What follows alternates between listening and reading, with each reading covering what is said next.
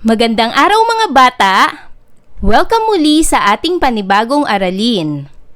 Ako si Teacher Frel, ang inyong guro sa Health 3, Quarter 4, Week 4.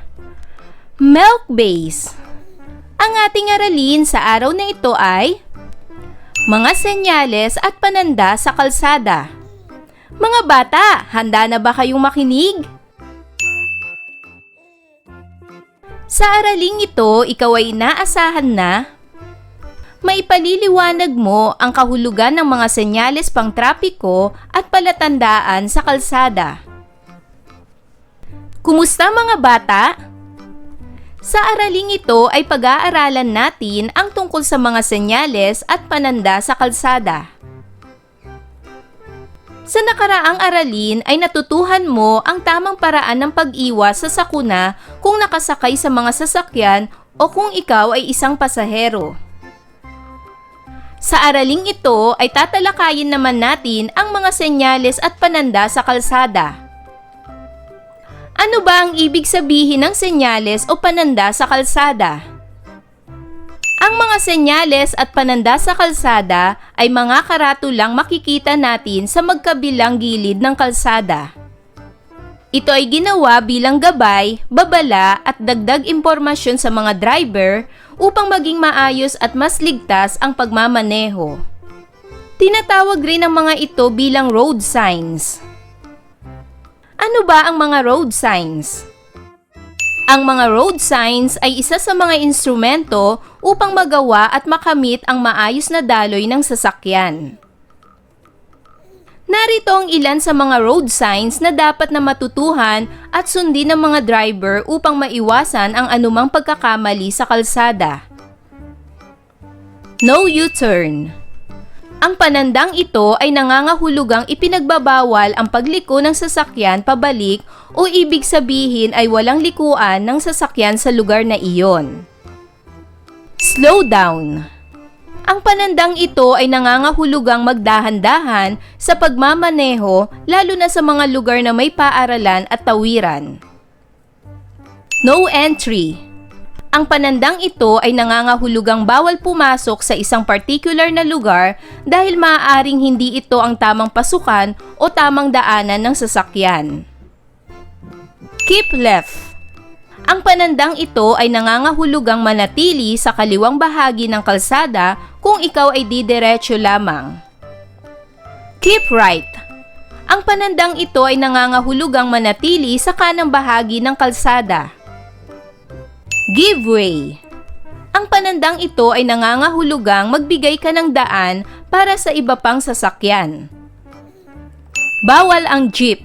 Ang panandang ito ay nangangahulugang bawal ang mga jeep sa lugar na iyon. One way.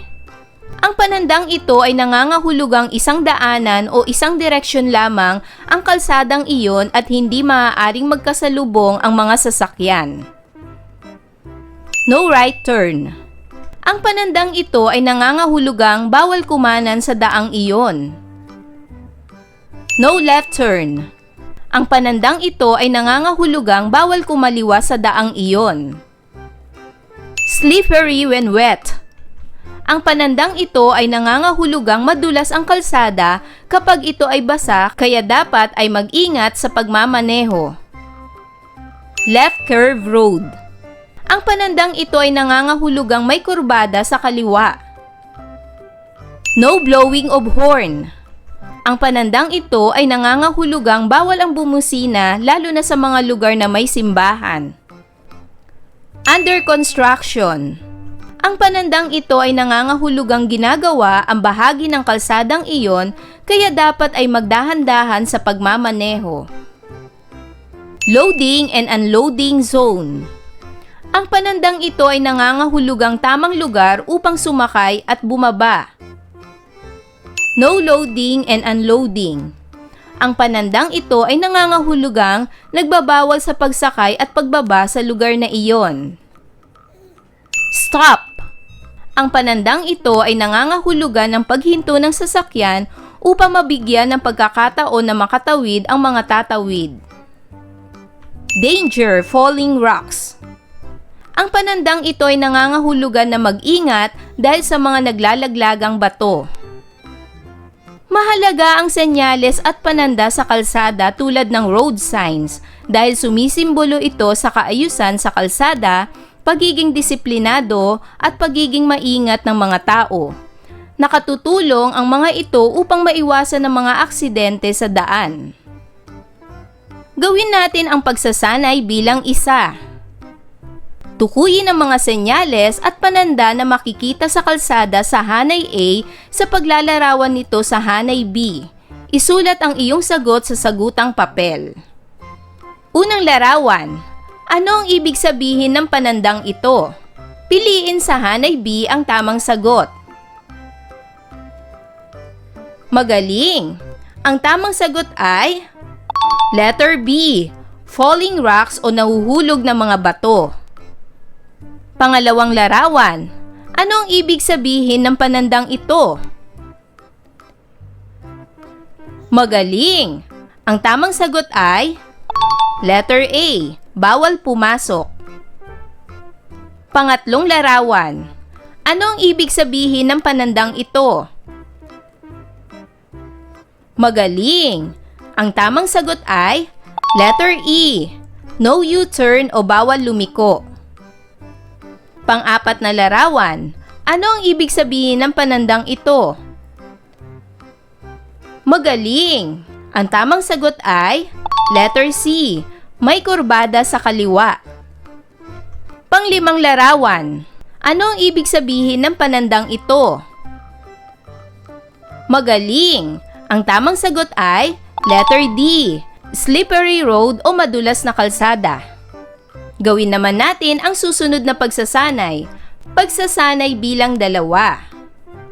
Tukuyin ang mga senyales at pananda na makikita sa kalsada. Hanapin ang kahulugan sa kahon. Gawin ito sa inyong sagutang papel. Ano ang kahulugan ng panandang ito? Piliin sa loob ng kahon ang tamang sagot. Magaling! Ang kahulugan ng panandang ito ay magbigay ka, give way. Pangalawang larawan. Ano ang kahulugan ng panandang ito? Magaling! Ang kahulugan ng panandang ito ay hinto. Pangatlong larawan. Ano ang kahulugan ng panandang ito? Magaling! Ang panandang ito ay isang daanan. Pang-apat. Ano ang kahulugan ng panandang ito? Magaling! Ang kahulugan ng panandang ito ay bawal ang jeepney. Pang-limang larawan. Ano ang kahulugan ng panandang ito? Magaling! Ang kahulugan ng panandang ito ay ginagawa ang kalsada. Gawin naman natin ang pagsasanay bilang 3. Isulat ang tama kung ang pangungusap ay nagsasaad patungkol sa mga senyales at pananda at mali kung hindi. Gawin ito sa iyong sagutang papel. Una, ang mga senyales at pananda sa kalsada ay mga karatulang makikita natin sa magkabilang gilid ng mga kalsada. Ito ba ay tama o mali? Magaling! Ito ay tama. Pangalawa, mahalaga ang senyales at pananda sa kalsada tulad ng road signs dahil nagbibigay ito ng kaayusan sa kalsada. Ito ba ay tama o mali? Mahusay, ito ay tama. Pangatlo, ang mga babala o karatulang makikita sa kalsada ay nagbibigay impormasyon sa mga driver para mas maging maayos at mas ligtas ang pagmamaneho. Ito ba ay tama o mali? Magaling, ito ay tama. Pang-apat, ang road signs ay isa sa mga instrumento upang makamit ang maayos na daloy ng mga sasakyan. Ito ba ay tama o mali?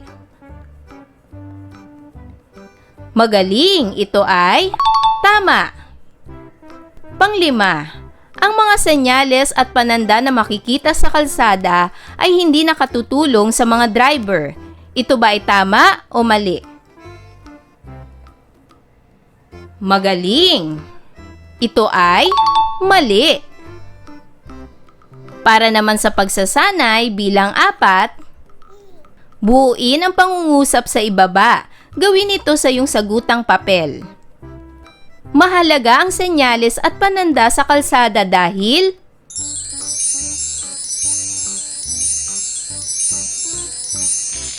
magaling! Ngayon ay buuin na natin ang pangungusap. Mahalaga ang senyales at pananda sa kalsada dahil sumisimbolo ito sa kaayusan sa kalsada, pagiging disiplinado at pagiging maingat ng mga tao. Nakatutulong ang mga ito upang maiwasan ang mga aksidente sa daan. Mga bata, tama ba lahat ang inyong mga sagot? Kung ganon, magaling mga bata! Ayan mga bata, marami ba kayo natutunan sa araling ito? Magaling! Muli, ang ating tinalakay sa asignaturang pangkalusugan ay mga senyales at pananda sa kalsada. Mga bata, sana'y naibigan nyo ang ating aralin sa araw na ito. Hanggang sa muli, paalam!